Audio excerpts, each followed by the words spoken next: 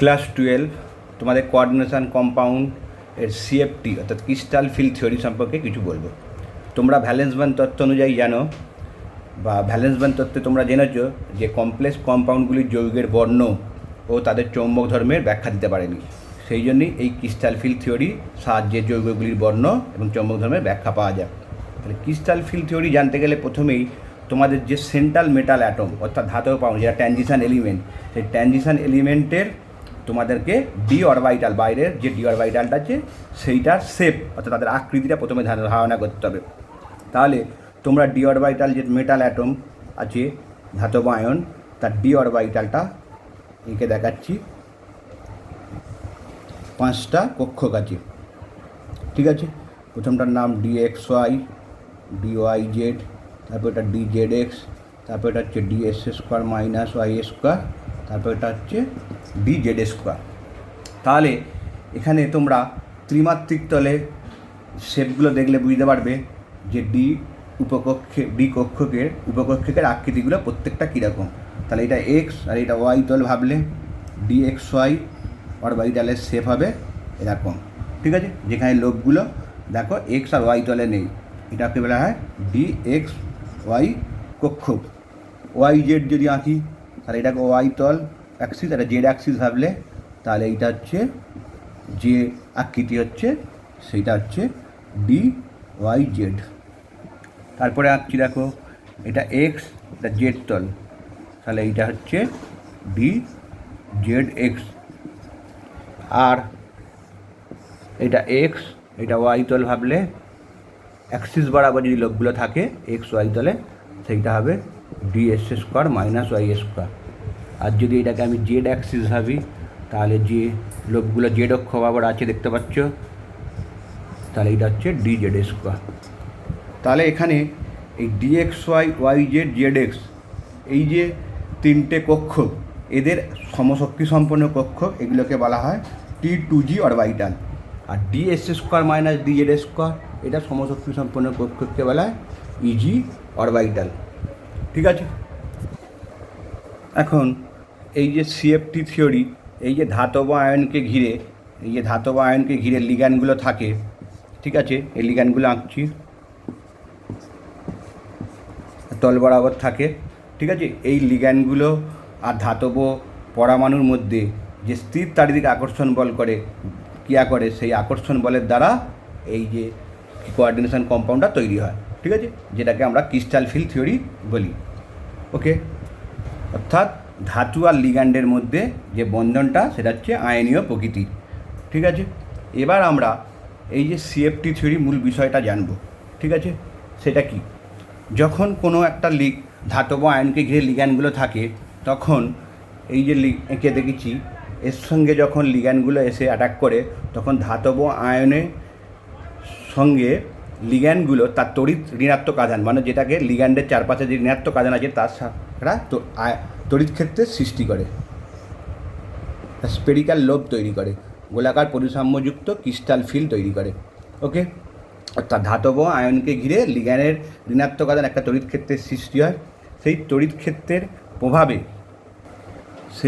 ক্ষেত্রের প্রভাবে ধাতুটার বাইরের ডি অরবিটালের তিনটে কক্ষক যেটা DXY YZ DZX আর একটা হচ্ছে আর দুটো কক্ষক DS² মাইনাস YS² DZ²। এই যে দুটি কক্ষক DS² মাইনাস YS² আর DZ² এদের এক্স আর ওয়াই তল বরাবর লোবগুলো থাকায় কী হয়, লিগ্যান্ডের ঋণাত্মক আধানটা ওদের তো লোবের ওপর বেশি প্রভাব ফেলে। ফলে তাদের কী হয়, এক্স থেকে যে লিগ্যান্ডগুলো যুক্ত হচ্ছে সেন্ট্রাল মেটালামের সঙ্গে লিগ্যান্ডগুলো দেখো এঁকে দেখাচ্ছি।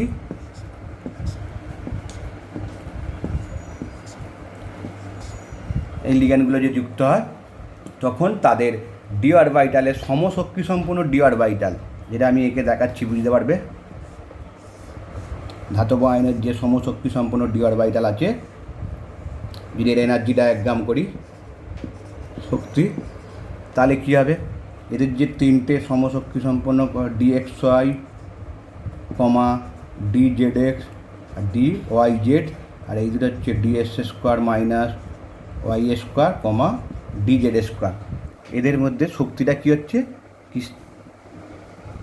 বেড়ে যাচ্ছে, অর্থাৎ নন ডিজেনারেট অরবিটাল তৈরি করছে।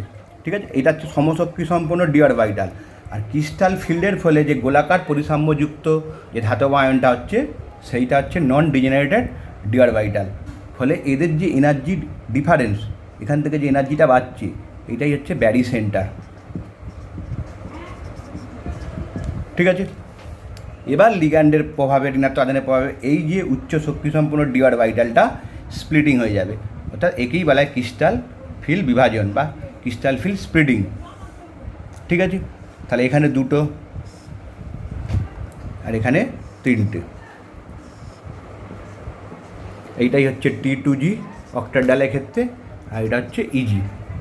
এবং এদের যে এনার্জি ডিফারেন্স ব্যারি সেন্টার থেকে এখানে হচ্ছে +3/5 অর্থাৎ 0.6 ডেল্টা জিরো, আর এখান থেকে যে এনার্জি ডিফারেন্সটা হচ্ছে -2/5 অর্থাৎ 0.4 -0.4 ডেল্টা জিরো। ওকে, তাহলে এই যে এনার্জি ডিফারেন্সটা এটা হচ্ছে 10 ডিগ্রি, অর্থাৎ অক্টাডাল কমপ্লেক্সের ক্ষেত্রে। ওকে, এটা যদি অক্টাডাল কমপ্লেক্সের ক্ষেত্রে আমি বোঝাতে পারলাম। এবার যদি টেট্রাহেড্রাল কমপ্লেক্সের ক্ষেত্রে হয় তখন কিন্তু এই ইজিটা T2Gটা উপরে চলে যাবে, ইজিটা নিচের দিকে থাকবে। সেটাকে আমি কীভাবে দেখাচ্ছি দেখো।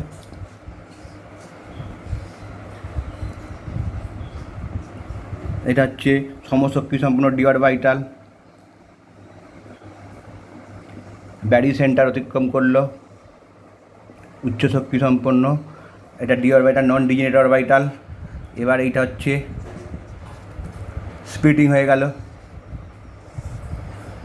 এখানে তিনটে চলে গেল, এটা তখন টেট্রাহেড্রাল কমপ্লেক্স হয় T2 আর এইটা হবে E2। ঠিক আছে, তখন এর এনার্জি ডিফারেন্সটা কত হবে, এখান থেকে ব্যারি সেন্টার থেকে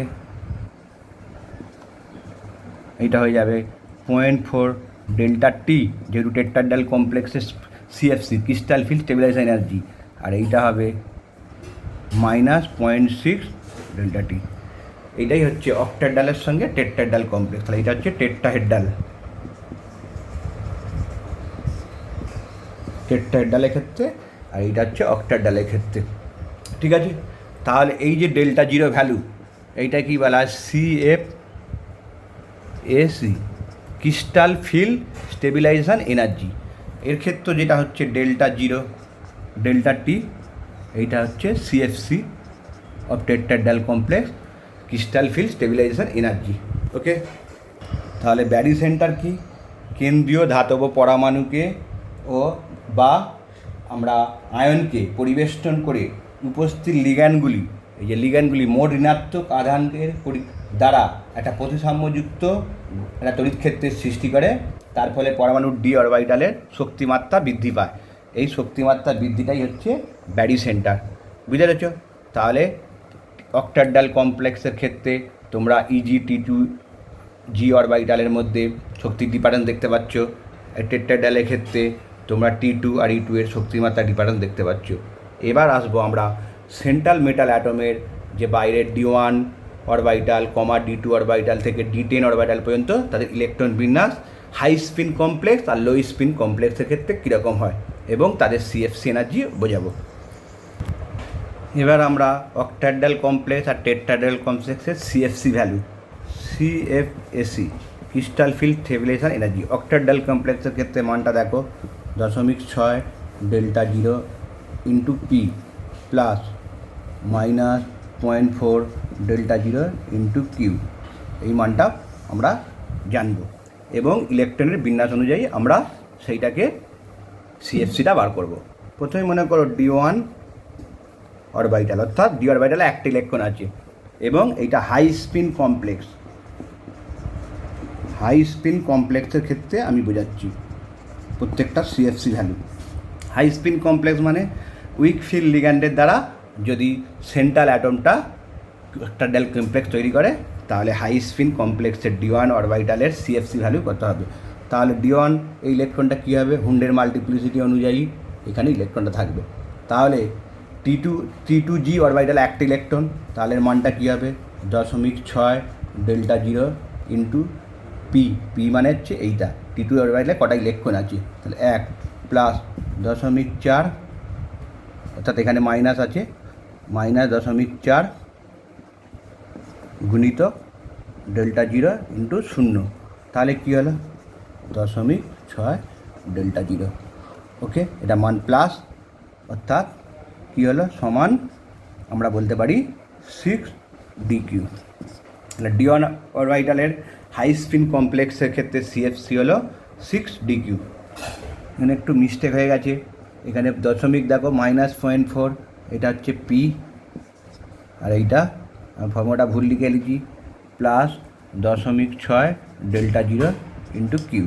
তাহলে কী হলো এর অক্টাডাল কমপ্লেক্সের ক্ষেত্রে অর্থাৎ D1 অরবিটাল হাই স্পিন কমপ্লেক্সের ক্ষেত্রে যে শক্তির মান হবে সেইটা কী হবে -0.4 ইন্টু 1, যেহেতু পি একটা delta zero, plus 0.6 delta zero into 0, কিউয়ে কোনো ইলেকট্রন নেই, তাহলে এর মান হবে -0.4 ডেল্টা জিরো, অর্থাৎ বা 4dq। তাহলে অক্টাডাল কমপ্লেক্সের ক্ষেত্রে CFC ভ্যালু অর্থাৎ যেটা নিচের শক্তি স্তরে আছে তার হচ্ছে 0.4 ডেল্টা জিরো, আর যেটা ওপর শক্তি স্তরে আছে সেটা 0.6 ডেল্টা জিরো। এই ফর্মুলা দিয়ে করতে হবে। ওকে, তাহলে D1 অরবিটালের ক্ষেত্রে এবার D2 অরবিটাল করি, তাহলে কী হবে, এটা মুছে দিলাম। দেখো তাহলে এখানে কী হলো, দুটো ইলেকট্রন আছে, তাহলে হুন্ডের মাল্টিপ্লিকেশনের হাই স্পিন কমপ্লেক্সের ক্ষেত্রে T2 দুটো অযুগ্ম ইলেকট্রন থাকবে, তাহলে এর মান কত হবে CFC ভ্যালু -0.4 ডেল্টা জিরো, দুটো ইলেকট্রন আছে অযুগ্ম ইলেকট্রন 2 প্লাস এটা 0, কিউয়ে কোনো ইলেকট্রন নেই, তাহলে হয়ে গেল -8 ডেল্টা জিরো বা 8dq। ওকে, তাহলে D2 ক্ষেত্রে এরকম করে বার করলাম।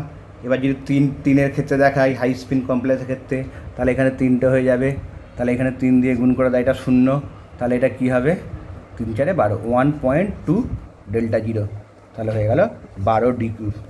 ওকে, তাহলে এরকম করে 4 হলে কী হবে, 4-এর ক্ষেত্রে বার করে দেখো, তাহলে এখানে 3টি ইলেকট্রন, যেহেতু হাই স্পিন কমপ্লেক্স তাহলে আর একটা ইলেকট্রন উচ্চ শক্তি সম্পন্ন ইজি অরবিটালে চলে যাবে, তাহলে এক্ষেত্রে কখন কী হবে, এটা তখন 3টে, আর এটা দেখতে পাচ্ছ কিউ একটা ইলেকট্রন আছে, তাহলে 0.6 ডেল্টা জিরো ইন্টু 1, তখন এর মানটা কত হবে 3 4 12 -1.2 delta zero plus 0.6 delta zero. ঠিক আছে, এটা থেকে এটা বিয়োগ করলে যে মানটা হবে সেইটা হচ্ছে -0.6 ডেল্টা জিরো। ওকে, এরকম করে D5 D6 সব বার করো, ওটা D5 বার করো, তখন এখানে আর একটা ইলেকট্রন চলে যাবে হাই স্পিন কমপ্লেক্সের ক্ষেত্রে, তখন এখানে 2 দিয়ে গুণ করতে হবে। ঠিক আছে, তাহলে এটা কত হলো 1.2 ডেল্টা জিরো, তাহলে এটা হয়ে যাবে 0, অর্থাৎ D5 অরবিটালের ক্ষেত্রে অক্টাডাল কমপ্লেক্সের ক্ষেত্রে যদি হাই স্পিন কমপ্লেক্স হয় তাহলে এর CFC ভ্যালু হবে 0। ঠিক আছে, এখন যদি D6 অরবিটাল করি, তাহলে D6 অরবিটাল তখন হাই স্পিন কমপ্লেক্স ক্ষেত্রে কী হবে, এখানে একটা পূর্ণ হয়ে যাবে ইলেকট্রন, হুন্ডের মাল্টিপ্লিকেশন হয়ে যায় নিচের দিকে থাকবে, তাহলে তখন কী হবে, এখানে তখন 4টি ইলেকট্রন দেখতে পাচ্ছ, তাহলে একে 4 দিয়ে গুণ করতে হবে, আর এখানে দুটো ঠিক আছে, তাহলে 4 4 16, 1.6 বিয়োগ 1.2, তাহলে এটা বিয়োগ করলে কত হবে -0.4 ডেল্টা জিরো। ঠিক আছে, এইভাবে D6 D7 D8 D9 D10-এর ক্ষেত্রে বার করা যাবে। এবার যদি আমি D10 অরবিটাল D10 বার করছি, D10-এর ক্ষেত্রে কী হবে দেখো, এটা যদি D10 বসাই তাহলে এখানে 2 4 6 8 10, এখানে লো স্পিন হাই স্পিন কিছুই বোঝা যাচ্ছে না, তাহলে এর ক্ষেত্রে মানটা কী হবে, এখানে যেমন 2 4 6 6টা ইলেকট্রন, তাহলে এখানে 6 দিয়ে গুণ করতে হবে, আর এখানে 4টি ইলেকট্রন, এখানে 4 দিয়ে গুণ করতে হবে, তাহলে কী হবে মানটা 2.4 delta G0 plus 2.4 delta zero. Okay, তাহলে এই মানটা কী হচ্ছে সমান 0dq। তাহলে D10 অক্টাডাল কমপ্লেক্সের ক্ষেত্রে লো স্পিন হোক আর হাই স্পিন হোক এর D10 ভ্যালু সর্বদাই 0। ওকে, এরকম অক্টাডাল কমপ্লেক্সের ক্ষেত্রে যা হচ্ছে টেট্রাডাল কমপ্লেক্সের ক্ষেত্রে ঠিক তার উল্টোটা হবে। কীরকম? অক্টাডাল কমপ্লেক্সের ক্ষেত্রে সিএফসি ভ্যালু, দেখো টেট্রাডাল কমপ্লেক্সের সিএফসি ভ্যালু দিচ্ছি 0.6 minus delta zero P plus 0.4 delta zero into Q, এই ফর্মুলা দিয়ে করতে হবে। এবার যদি আমি টেট্রাডাল কমপ্লেক্সের ক্ষেত্রে D1 অরবিটাল বলি, হাই স্পিন কমপ্লেক্সের ক্ষেত্রে বলছি, তাহলে এখানে একটা ইলেকট্রন, তাহলে কী হবে 0.6 ইন্টু 1 ইলেকট্রন ডেল্টা জিরো, এখানে কোনো ইলেকট্রন নেই, শূন্য, তাহলে এইটা হয়ে গেল -0.6 ডেল্টা জিরো। ওকে, এরকম ক্ষেত্রে যদি আমি D5 দেখাই, মনে করো D5 হাই স্পিন কমপ্লেক্স আছে, তাহলে এখানে 1, 2, 3, 4, 5টা, ঠিক আছে? তাহলে এখানে মানটা কী হবে দেখো 0.6, এখানে কটা ইলেকট্রন? 2, তাহলে -0.6 গুণিতক 2 ডেল্টা জিরো প্লাস 0.4 ইন্টু এখানে কটা? 3টে ইলেকট্রন ডেল্টা জিরো নয়, এটা ডেল্টা টি, যেহেতু টেট্রাডাল কমপ্লেক্সের ক্ষেত্রে বলছি ডেল্টা টি লিখবে, একটু তোমরা সজাগ থাকবে, ঠিক আছে? তাহলে এটা কী হলো -1.2 ডেল্টা টি প্লাস 1.2 ডেল্টা টি, তাহলে কেটে গেল 0। তাহলে D5 অরবিটাল টেট্রাডাল কমপ্লেক্সের ক্ষেত্রে কী হচ্ছে? CFC value 0। ঠিক এরকমভাবে যদি আমি D10 বার করি টেট্রাডাল কমপ্লেক্সের ক্ষেত্রে, দেখো কী হবে, তাহলে এখানে 10টা ইলেকট্রন, ঠিক আছে? তাহলে এরও ক্ষেত্রে সিএফসি ভ্যালু বার করলে পাবে 0। ওকে, তাহলে অক্টাডাল কমপ্লেক্স আর টেট্রাডাল কমপ্লেক্সের D5 অরবিটালের এর যা CFC value high spin complex ক্ষেত্রে টেট্রাডাল ক্ষেত্রে সিএফসি ভ্যালু সমান হবে, অর্থাৎ দুজনই 0 হবে। আর আমরা একটা জিনিস জানবো, অক্টাডাল কমপ্লেক্সের ডেল্টা G0 মান সর্বদাই ডেল্টা টি টেট্রাডাল কমপ্লেক্সের সিএফসি ভ্যালু অপেক্ষা বেশি। কতটা বেশি তোমরা সেটা জানবে ক্যালকুলেশন করে। ডেল্টা G0 অক্টাডাল কমপ্লেক্সের ক্ষেত্রে সিএফসি এনার্জি সমান 9/4 ডেল্টা টি, অর্থাৎ 2.25 গুণের মতো বেশি। অর্থাৎ তাহলে আমরা কী বুঝলাম? অক্টাডাল কমপ্লেক্সের ক্ষেত্রে সিএফসি ভ্যালু অফ অক্টাডাল কমপ্লেক্স টেট্রাডাল কমপ্লেক্সের সিএফসি ভ্যালু অপেক্ষা সর্বদাই বেশি। তাহলে এই যে আমরা সিএফটি থিওরিটা শিখলাম, এই সিএফটি থিওরি থেকে এই যে ডি অরবিটালে ইলেকট্রনগুলো ট্রানজিশন স্টেট, ডিডি ট্রানজিশন, অর্থাৎ ইলেকট্রনগুলো জাম্প করে টি2জি থেকে ইজি বা ইজি থেকে টিজি, এই যে ডিডি ট্রানজিশন, এর ফলেই এই যে কোঅর্ডিনেশন কম্পাউন্ডের বর্ণের পরিবর্তন হয়, কালারস অল এলিমেন্ট, সেটা আমরা ব্যাখ্যা করতে পারি।